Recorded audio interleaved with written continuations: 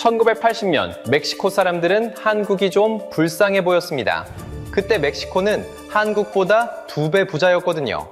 그런데 지금은 한국이 멕시코보다 2.5배 잘 삽니다. 명목 1인당 소득이 통째로 뒤집힌 겁니다.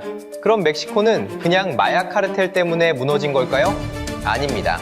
카르텔은 마지막에 터진 종양일 뿐이고 멕시코는 그 전에 4번의 결정적인 선택을 했습니다. 더 소름 돋는 건 그 4번이 사실 전부 똑같은 한 가지 실수였다는 겁니다. 그리고 그 실수는 지금 우리에게도 결코 남의 일이 아닙니다. 다시 한번 그 숫자를 봐야 합니다. 1980년 멕시코 사람 한 명의 소득은 약 3,500달러였습니다. 같은 해 한국은 약 1,740달러였고요. 거의 정확히 2배입니다.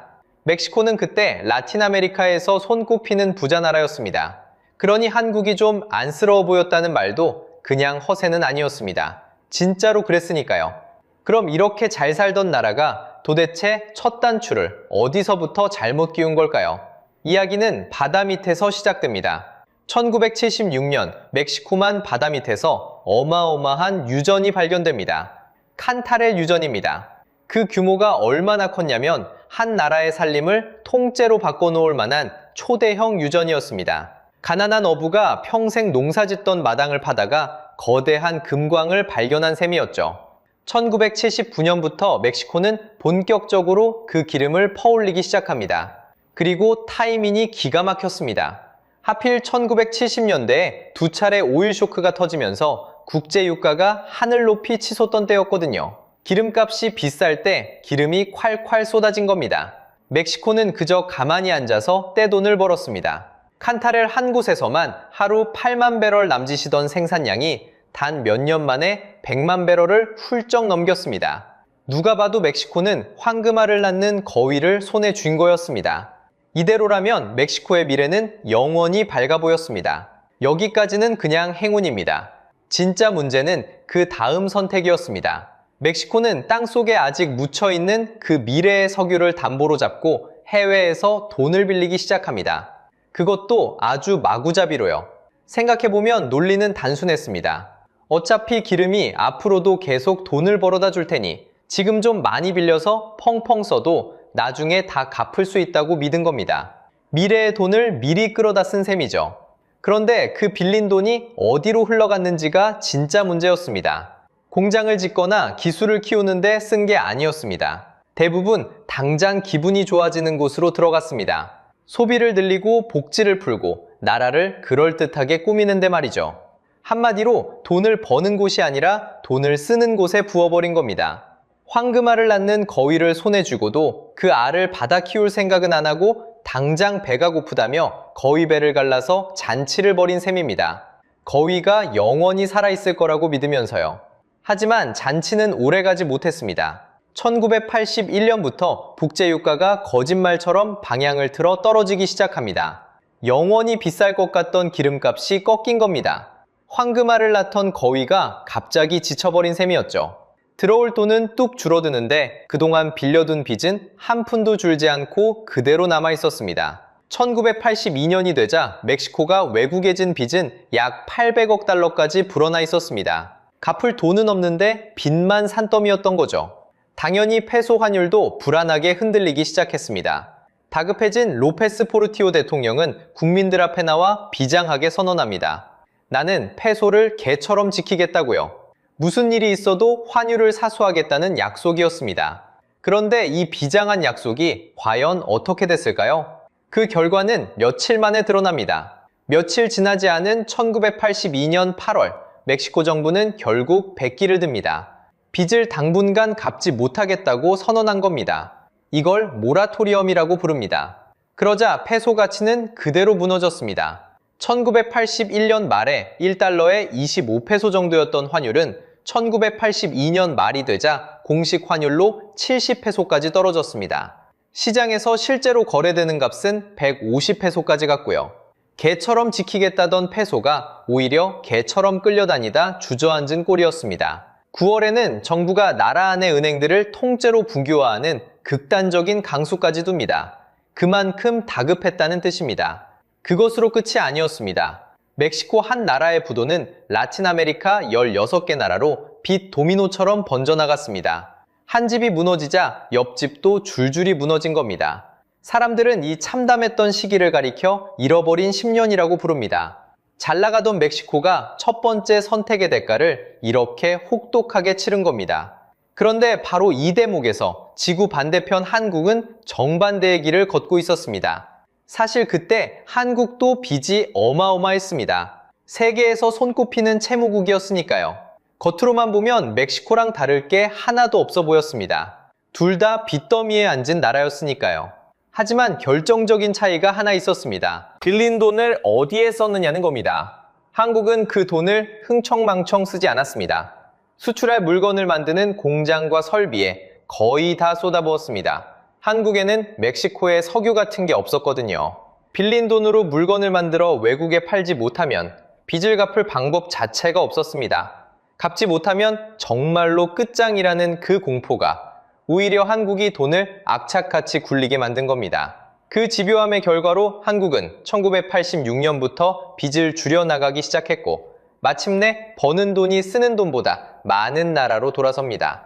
같은 빚이었지만 한쪽은 그 돈으로 미래를 갉아먹었고 다른 한쪽은 그 돈으로 미래를 키운 겁니다. 그런데 멕시코의 진짜 문제는 사실 이 빚이 아니었습니다. 통장 잔고가 0이 되는 것보다 훨씬 더 위험한 게 따로 있었거든요. 그건 애초에 멕시코라는 나라의 산업이 잘못된 방식으로 만들어지고 있었다는 사실입니다. 빚은 다시 벌면 됩니다. 정말 무서운 건 따로 있었습니다. 애초에 돈을 버는 능력 자체가 망가지고 있었거든요. 멕시코는 빚을 갚을 근육을 키운 게 아니라 가지고 있던 근육마저 천천히 잃어가고 있었습니다. 생각해보면 당연한 일이었습니다. 땅만 파면 석유가 나오는데 굳이 힘들게 공장을 돌리고 밤새 기술을 연구하고 세계 시장에서 피 터지게 싸울 이유가 있었을까요? 멕시코는 다른 길을 택합니다. 외국 제품에는 높은 세금을 매겨 들어오기 어렵게 막고 그 안에서 국내 기업만 보호해주기로 한 겁니다. 어려운 말로 수입 대체 산업화라고 부르는데 쉽게 말하면 우리 기업이 다칠까봐 외국 선수들을 아예 경기장에 못 들어오게 한 겁니다. 처음엔 좋아 보였습니다. 경쟁자가 없으니 국내 기업은 편하게 장사를 했죠. 그런데 바로 그게 독이었습니다. 한번 생각해 보세요. 옆 가게가 아무리 비싸고 형편없는 물건을 팔아도 손님은 거기서 살 수밖에 없습니다. 다른 선택지가 없으니까요. 그런 가게가 굳이 밤새워 더 좋은 물건을 고민할까요? 안 합니다. 경쟁할 필요가 없으니 더 좋아질 이유도 없는 겁니다. 멕시코 기업들이 딱 그랬습니다. 기술은 제자리 걸음이고 품질은 뒤처졌습니다. 가진 게 많아서 오히려 근육을 안 키운 겁니다. 이걸 자원의 저주라고 부릅니다. 풍족함이 오히려 발전을 멈춰 세우는 역설이죠. 그리고 그 중심에 국영 석유회사 페멕스가 있었습니다. 페멕스는 무려 75년 동안 멕시코 석유를 혼자 독차지했습니다. 75년이면 경쟁이라는 단어 자체를 잊어버리기에 충분한 시간입니다. 아무도 자기 자리를 위협하지 않으니 굳이 더 잘할 이유가 없었습니다. 그 결과 페멕스 안에는 비효율과 군살이 차곡차곡 쌓여갔고 나라의 가장 중요한 돈줄이 점점 무거운 짐덩이로 변해갔습니다. 문제는 여기서 끝나지 않습니다. 경쟁 없는 경제 위에 경쟁 없는 정치가 올라탔거든요. 제도혁명당이라는 한 정당이 71년 동안 단 한 번도 정권을 내주지 않고 멕시코를 통치했습니다. 71년입니다. 태어나서 노인이 될 때까지 평생 같은 당이 나라를 쥐고 있었던 겁니다. 선거는 있었지만 결과는 늘 정해져 있었습니다. 야당이 아무리 잘해도 권력은 넘어가지 않았고 여당이 아무리 못해도 권력은 그대로였습니다. 경쟁이 사라진 자리에는 무엇이 자랄까요? 바로 부패입니다. 누구도 견제하지 않고 누구도 갈아치울 수 없으니 권력과 돈이 끼리끼리 나눠 갖는 구조가 단단하게 굳어버립니다. 정치인은 국민이 아니라 당의 윗선만 바라보고 기업은 더 좋은 물건이 아니라 더 든든한 인맥을 만드는데 힘을 쏟습니다. 실력보다 줄을 잘 서는 게 더 중요한 나라가 된 겁니다. 오해하지 마세요. 이건 멕시코 사람이 특별히 나빠서가 아닙니다. 누가 그 자리에 있었어도 똑같았을 겁니다. 경쟁을 없애버린 구조가 결국 그런 사람들을 만들어낸 거니까요. 이 모든 게 숫자로 드러납니다. 1960년부터 1980년까지 일하는 사람 한 명이 만들어내는 실질 생산량을 보면 멕시코는 97% 늘어나는 데 그쳤습니다. 같이 간 한국은 247% 늘었습니다. 겉으로는 멕시코가 여전히 부자였지만 속도에서는 이미 한국에게 한참 밀리고 있었던 겁니다. 사실 1980년이 멕시코의 정점이었습니다. 같은 시간 한국은 정반대였습니다. 한국은 지킬 자원이 없었습니다. 보호막을 쳐줄 석유도 기댈 곳간도 없었죠. 그래서 처음부터 거친 세계 시장에 그냥 번져졌습니다. 살아남으려면 방법은 하나뿐이었습니다. 외국 기업보다 더 싸고 더 좋은 물건을 만들어 직접 내다 파는 것. 못 팔면 그대로 굶어 죽는다는 공포가 한국을 매일 채찍질했습니다. 그 절박함 속에서 한국 기업들은 남의 기술을 빌려 쓰는데 만족하지 않고 자기 것을 만들기 시작합니다. 삼성은 남이 안 된다던 반도체를 자기 손으로 설계했고, 현대는 남의 엔진을 사다 쓰는 대신 직접 엔진을 만들어냈습니다. 누가 시켜서가 아니라 그래야만 살 수 있었으니까요. 가진 게 없다는 게 오히려 스스로 엔진을 만들게 한 힘이 된 겁니다. 여기서 멕시코의 진짜 문제가 보입니다. 보조바퀴를 30년 동안 떼지 않으면 어떻게 될까요? 보조바퀴 없이는 단 한 발자국도 못 가는 어른이 됩니다. 멕시코가 딱 그랬습니다. 세계 경제라는 경기장에서 멕시코는 선글라스를 끼고 편하게 관중석에 앉아 있었고, 한국은 운동화 끈도 제대로 못 묶은 신참 선수로 그 경기장에 들어섰습니다.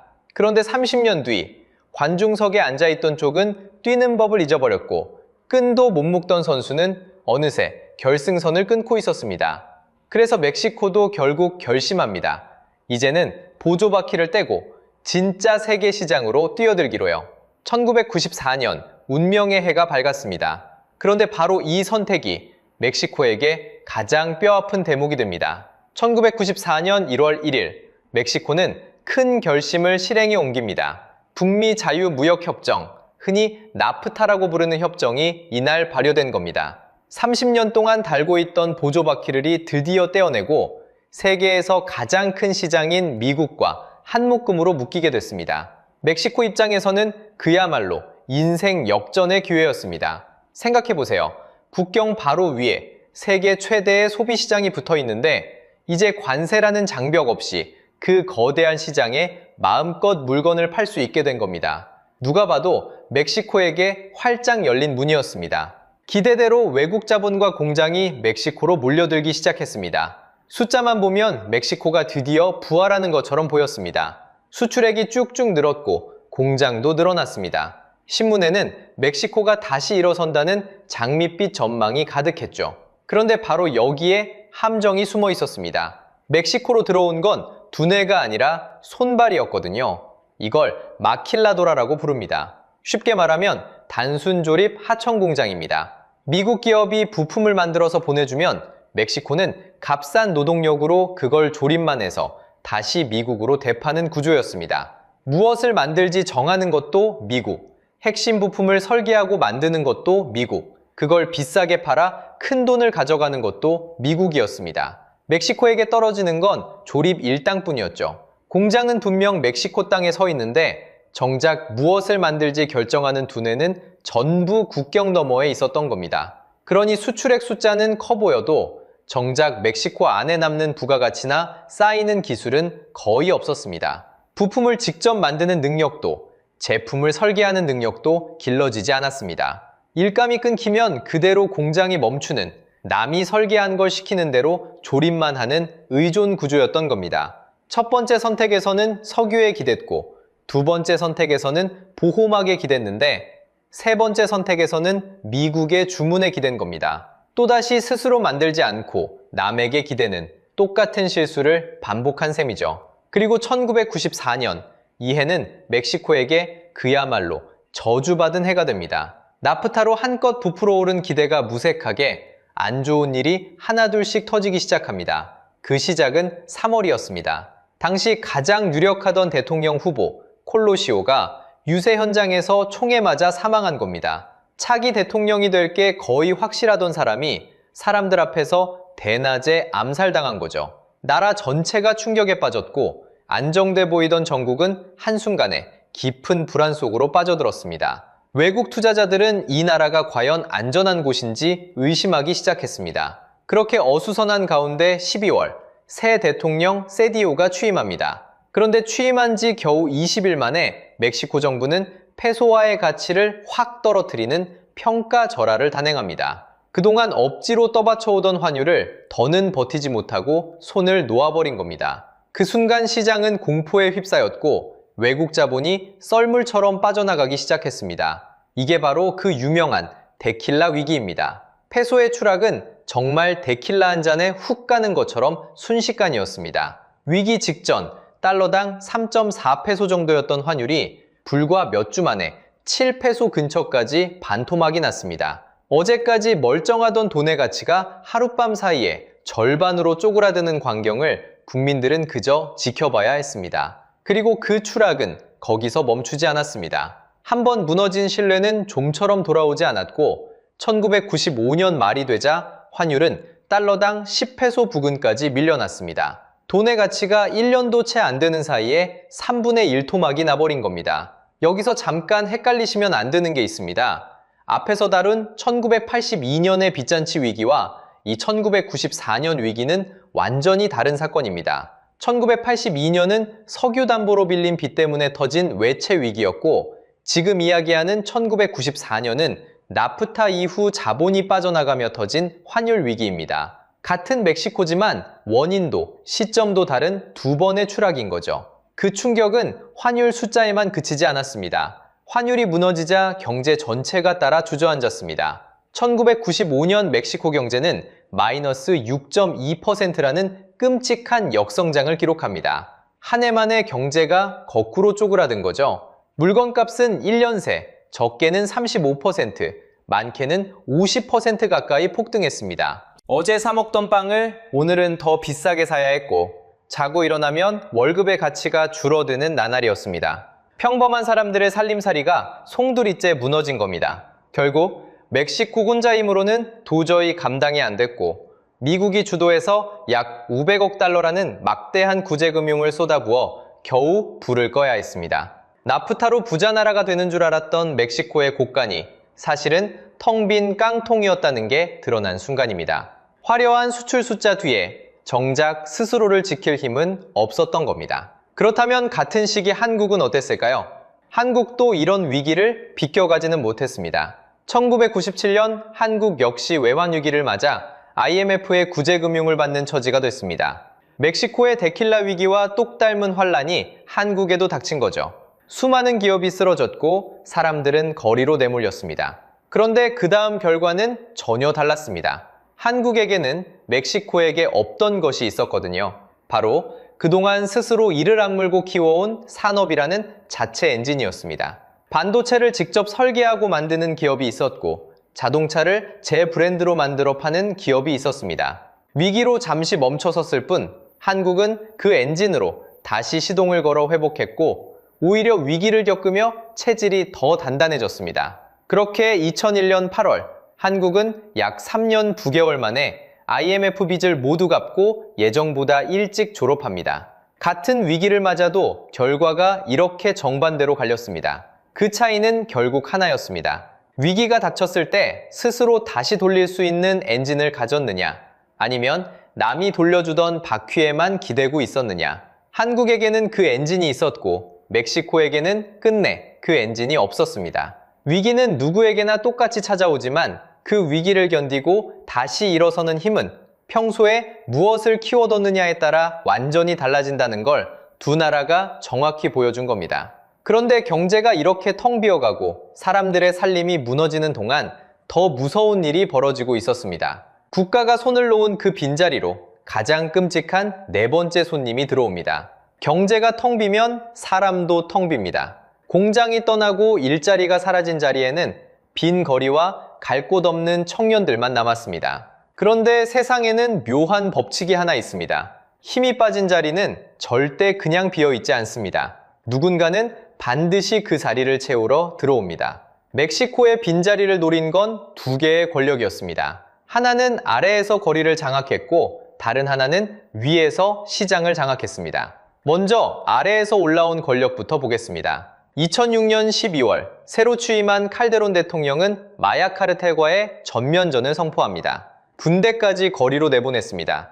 보기에는 단호했습니다. 그런데 문제가 있었습니다. 그동안 멕시코는 산업도 못 키우고 위기를 연달아 맞으면서 나라의 힘 자체가 빠질 대로 빠진 상태였거든요. 약해진 국가가 이미 뿌리내린 권력을 상대로 싸움을 건 겁니다. 결과는 참혹했습니다. 정부는 이기지 못했습니다. 이기지 못한 정도가 아니었습니다. 카르텔은 단순한 범죄 조직 수준을 넘어 나라 안에 또 하나의 정부처럼 자리를 잡았습니다. 세금처럼 돈을 걷고 자기들 규칙으로 사람들을 다스렸습니다. 미국 군 당국은 카르텔이 멕시코 영토의 30에서 35% 정도를 사실상 손에 쥐고 있다고 추정했습니다. 다만 이건 미국 쪽 추정치이고 멕시코 정부는 그 정도는 아니라고 강하게 반박합니다. 어느 쪽 말이 맞든 정부가 손도 못 대는 또 다른 정부가 나라 안에 생겼다는 사실 자체가 충격이었습니다. 그 대가는 숫자로 남았습니다. 마약 전쟁이 시작된 2006년 이후 살인으로 목숨을 잃은 사람이 누적으로 약 36만에서 46만 명에 이릅니다. 어느 날 갑자기 사라져 영영 찾지 못한 사람만 10만 명이 넘습니다. 전쟁이라는 말이 비유가 아니라 그냥 사실이었던 겁니다. 이 시기를 상징하는 인물이 그 유명한 엘차포입니다. 2015년에는 무려 1.5km짜리 땅굴을 파고 감옥에서 유유히 탈옥합니다. 한 나라의 교도소가 한 사람을 가두지 못한 겁니다. 결국 그는 2019년 미국 법정에서 종신형을 받습니다. 멕시코가 아니라 미국에서요. 나라가 자기 안의 권력 하나를 스스로 처리하지 못했다는 뜻이기도 했습니다. 자, 그런데 여기서 진짜 하고 싶은 이야기는 따로 있습니다. 지금까지가 아래에서 올라온 권력이었다면 같은 시기 정반대편, 위에서는 전혀 다른 권력이 자라고 있었습니다. 총이 아니라 허가찜으로 만들어진 권력이었습니다. 1990년 멕시코 정부는 국영통신회사 텔맥스를 민간에 팔기로 합니다. 나라가 갖고 있던 전화 사업을 통째로 넘기는 큰 거래였습니다. 이걸 사들인 사람이 카를로스 슬림입니다. 그가 이끄는 컨소시엄은 약 17억 6천만 달러를 내고 텔맥스의 경영권을 가져갑니다. 여기까지는 그냥 큰 사업가가 큰 회사를 산 이야기처럼 들립니다. 문제는 그 다음이었습니다. 회사를 넘기면서 경쟁자가 쉽게 들어오지 못하도록 사실상 길을 막아준 겁니다. 경쟁이 없으니 이 회사는 시장을 그대로 집어삼켰습니다. 결과가 어땠을까요? 멕시코의 집 전화는 거의 80에서 90%, 휴대폰은 70%대를 한 그룹이 차지하게 됩니다.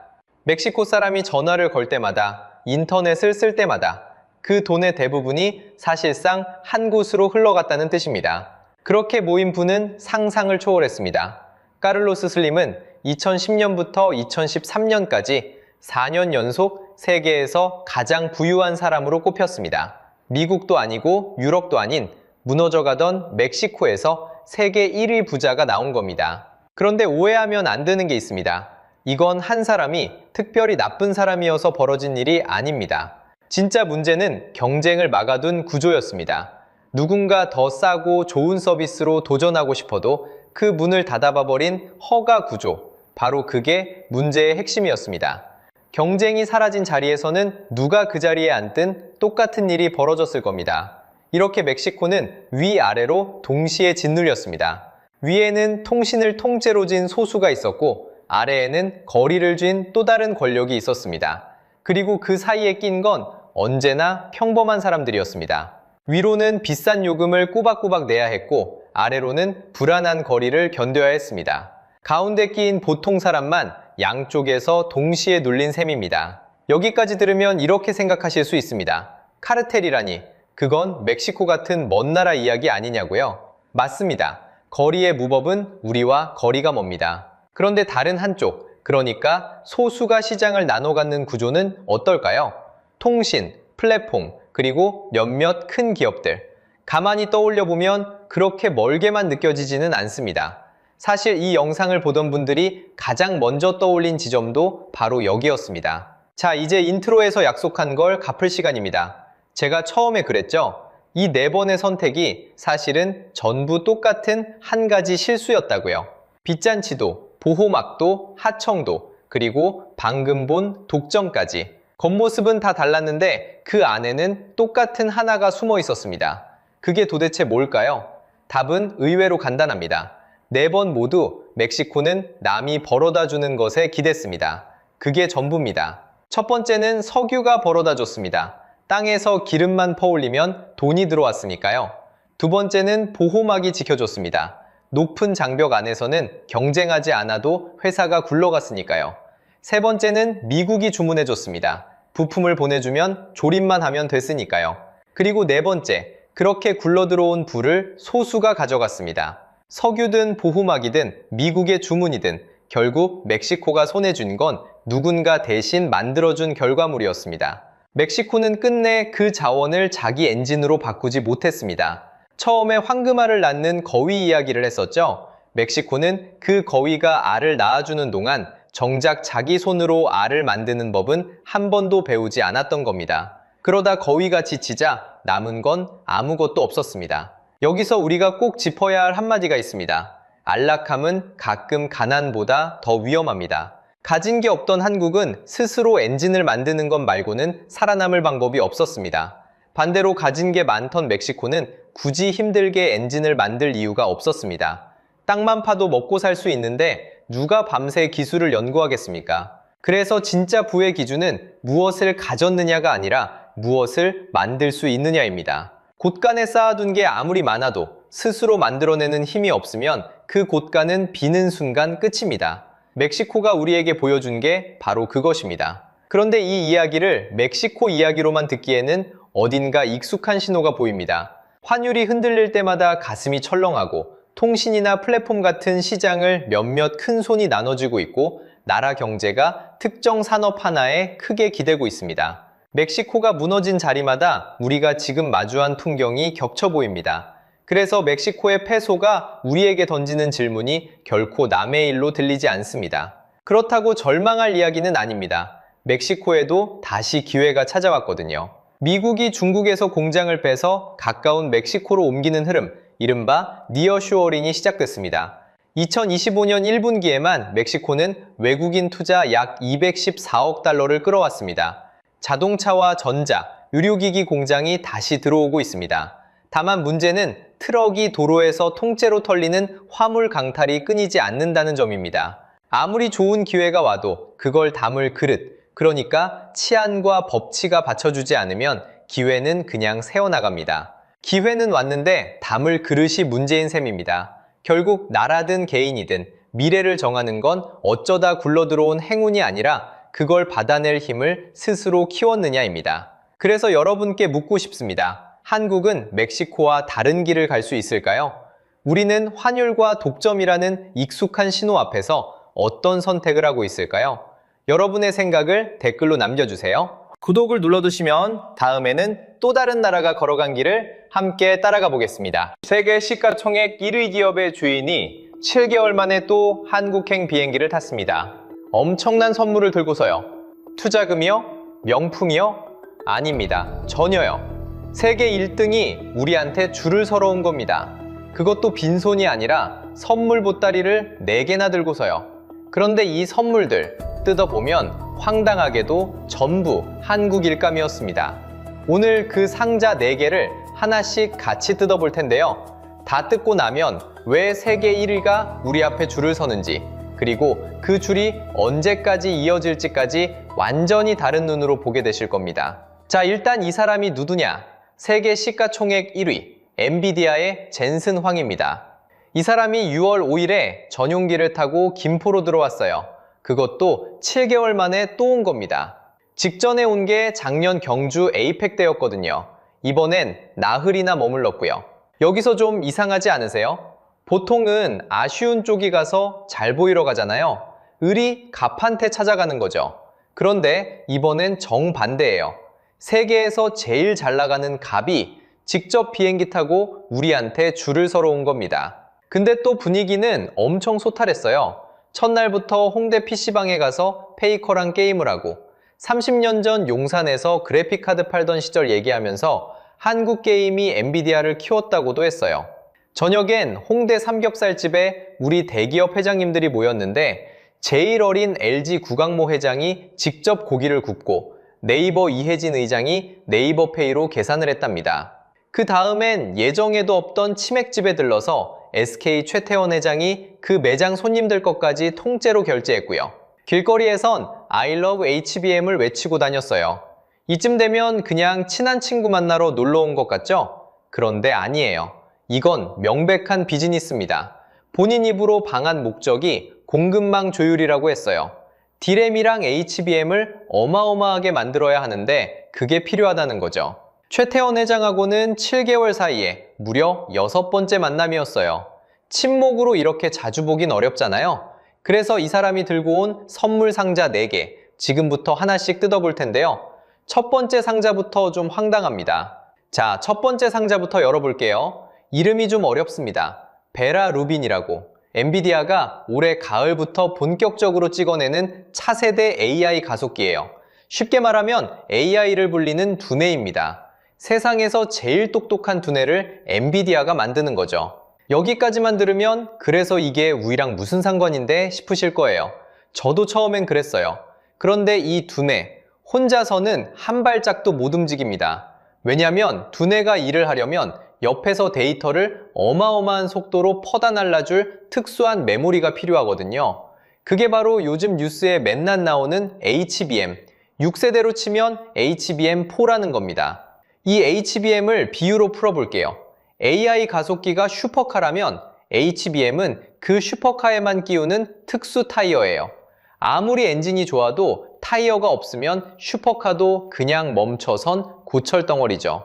그리고 이 특수 타이어를 누가 만드느냐? 삼성전자랑 SK하이닉스입니다. 그러니까 두뇌만 엔비디아 거고 그 두뇌를 진짜 살아 움직이게 하는 심장은 한국이 쥐고 있는 거예요. 여기서 진짜 놀라운 숫자가 나옵니다. 엔비디아가 쓸 이 HBM4 물량의 약 3분의 1을 SK하이닉스 한 곳이 이미 다 잡아놨어요.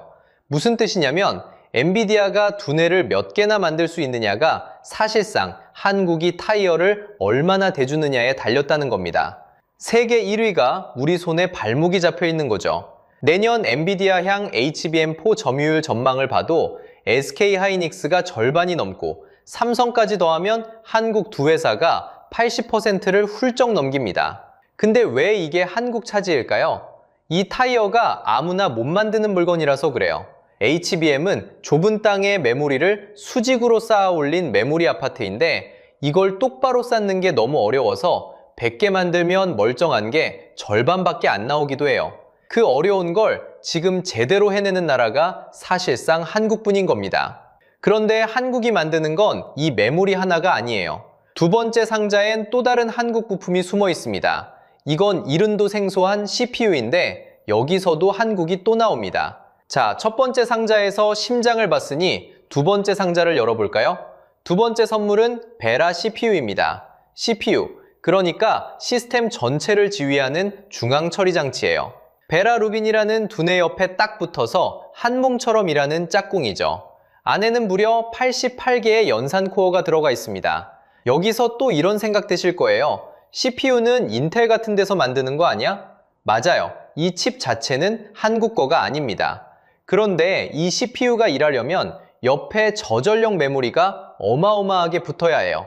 엔비디아는 이걸 위해 소캠이라는 특별한 메모리 모듈을 따로 만들었습니다. 이 소캠이 뭐냐면요. 원래 스마트폰에 들어가던 저전력 메모리예요. 배터리 오래 가라고 전기 아끼게 만든 그거요. 엔비디아가 그거에 서버에서 쓰도록 옷만 갈아입힌 겁니다.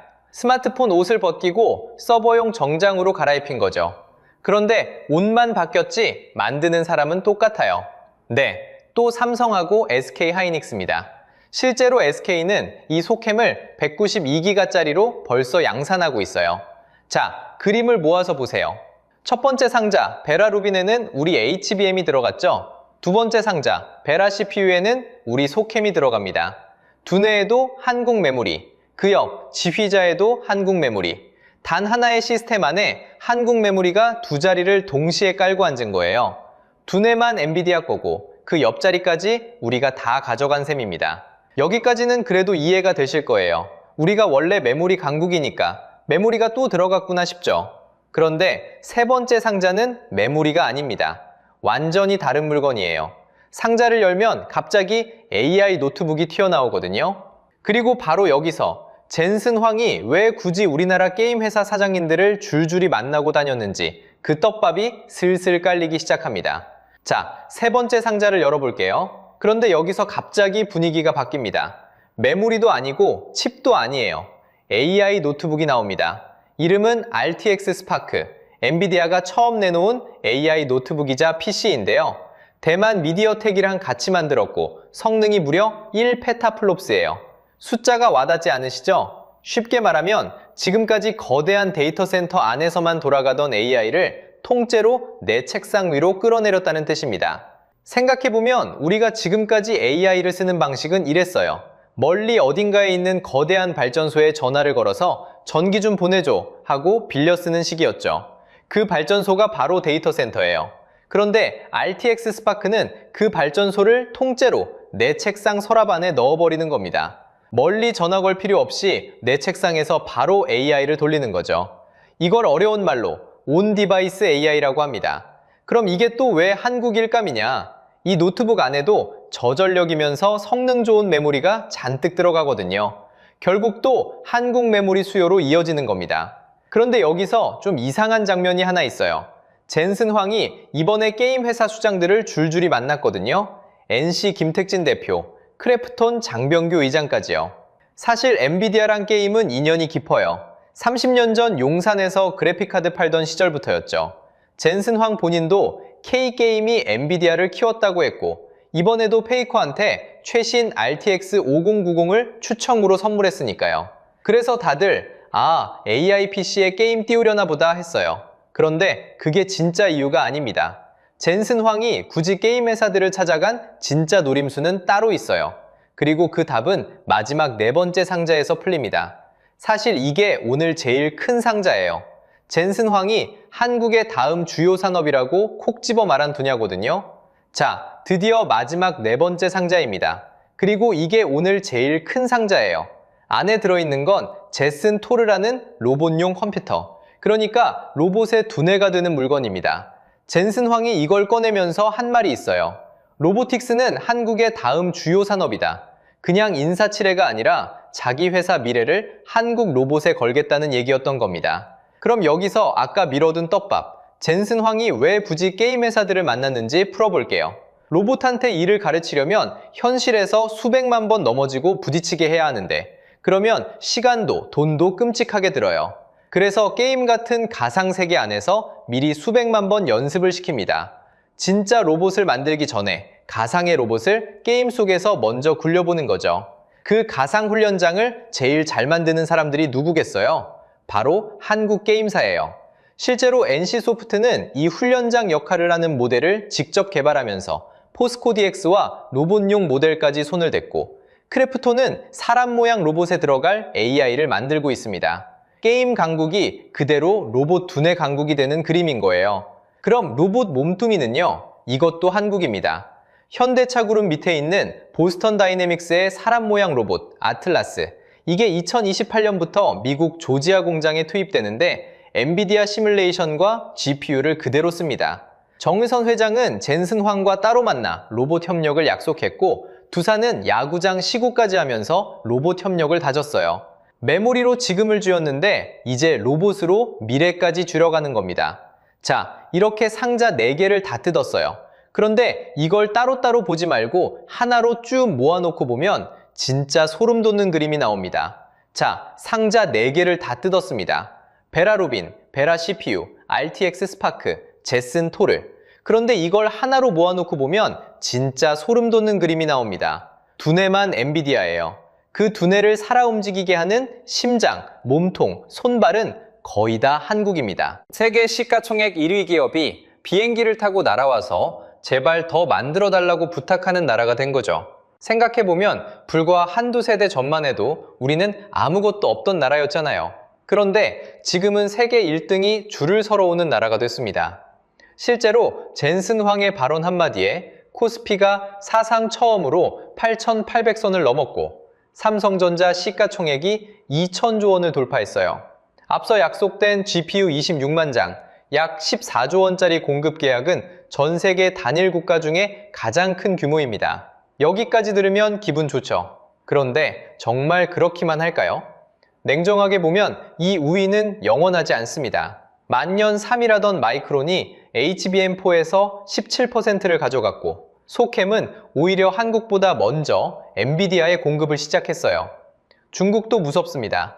중국 CXMT는 시장에 들어온 지 3년 만에 매출이 1년 새 7배 넘게 폭증했고, 한국과 마이크론 출신 엔지니어를 200명이나 데려가면서 기술 격차를 3년 이하로 좁혔습니다.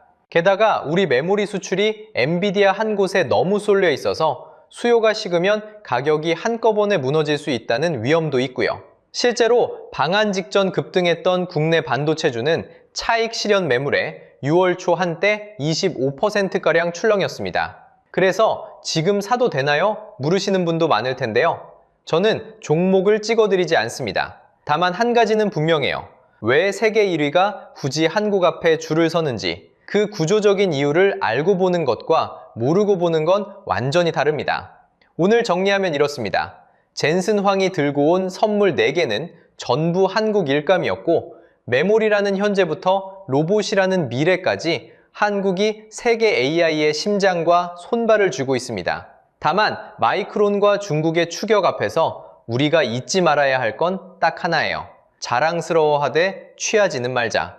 세계 1등이 줄을 서는 이 자리를 우리가 과연 계속 지킬 수 있을까요? 여러분은 이 우위가 언제까지 갈 것 같으세요? 댓글로 의견 남겨주시면 같이 이야기 나눠보겠습니다.